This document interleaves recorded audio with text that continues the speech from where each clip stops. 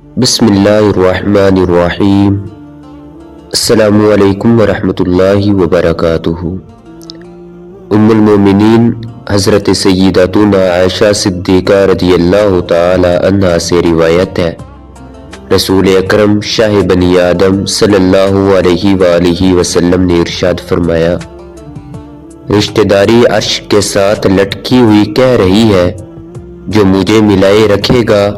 اللہ عزوجل اسے ملائے گا، اور جو مجھے توڑے گا اللہ عزوجل اسے توڑ دے گا۔ عرش سے مراد یا تو عرش اعظم ہی ہے یا بلند مقام، پہلا احتمال قوی ہے، یعنی عرش اعظم ہی مراد ہے۔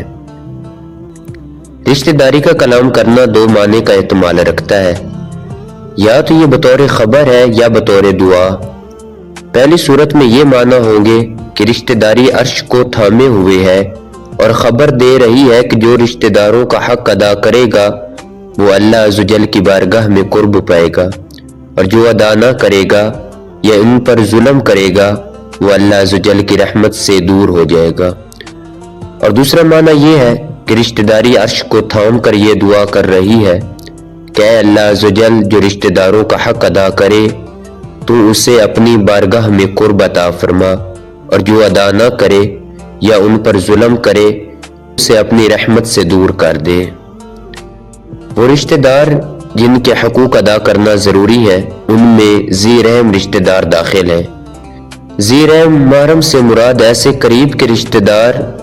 کہ اگر ان میں سے ایک مرد ہو یا ایک عورت ہو تو نکاح ہمیشہ کے لیے حرام ہو، جیسے باپ، ماں، بیٹا، بیٹی، بہن، چچا، پھوپھی، ماموں، خالہ، پانجی، پانجا، جبکہ ان کے علاوہ دوسرے رشتہ دار جیسے ساس، اپنے بچوں کے ماموں، رضائی ماں اور رضائی بھائی وغیرہ کے ساتھ بھی اچھا سلوک کرنا چاہیے، کیونکہ اللہ عزوجل ارشاد فرماتا ہے وَآتِ ذِی الْقُرْبَى حَقَّهُ، ترجمہ کنز ایمان، اور رشتہ داروں کو ان کا حق دے۔ حضور صلی اللہ علیہ وآلہ وسلم نے حضرت حلیمہ اور جناب صوبیہ کے عزیزوں سے سلوک کیے۔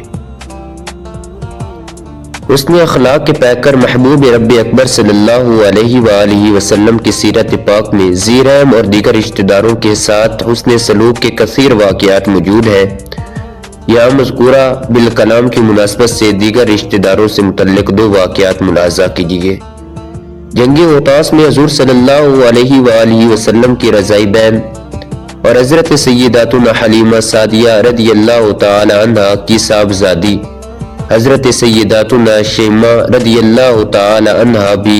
گرفتار ہوئی۔ جب انہیں شناخت کے لیے آپ صلی اللہ علیہ وآلہ وسلم کی بارگاہ میں حاضر کیا گیا تو آپ نے انہیں پہچان لیا اور جوش محبت میں آپ کی آنکھیں نم ہو گئیں، اور آپ نے اپنی چادر مبارک زمین پر بچھا کر انہیں بٹھایا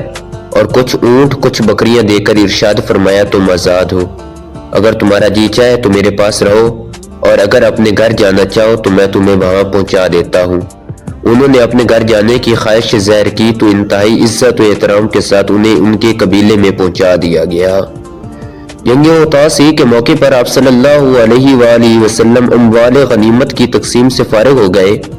تو چند معززین کے ساتھ قبیلہ بنی سعد کے رئیس ظہیر ابو سرد بارگاہ رسالت میں حاضر ہوئے اور جنگی قیدیوں کی رہائی کے بارے میں درخواست پیش کی۔ اس موقع پر ظہیر ابو سرد نے ایک بہت پر اثر تقریر کی جس کا خلاصہ یہ ہے کہ اے محمد صلی اللہ علیہ وآلہ وسلم،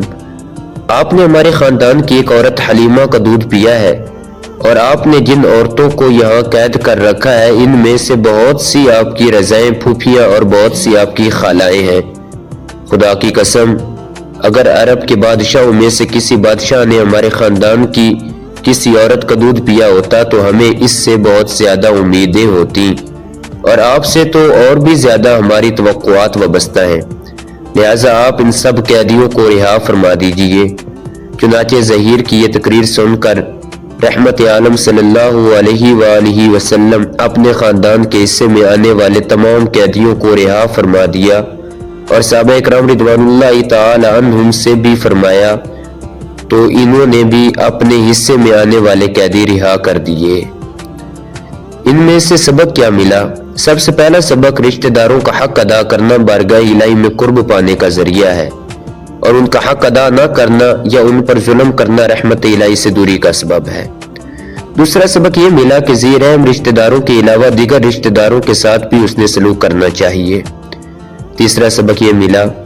حضور صلی اللہ علیہ وآلہ وسلم سبھی رشتہ داروں کے ساتھ اچھا سلوک فرمایا کرتے تھے۔ اللہ عز و جل ہمیں رشتہ داروں کے حقوق ادا کرتے رہنے اور تمام رشتہ داروں کے ساتھ اس نے سلوک کرنے کی توفیق عطا فرمائے، آمین۔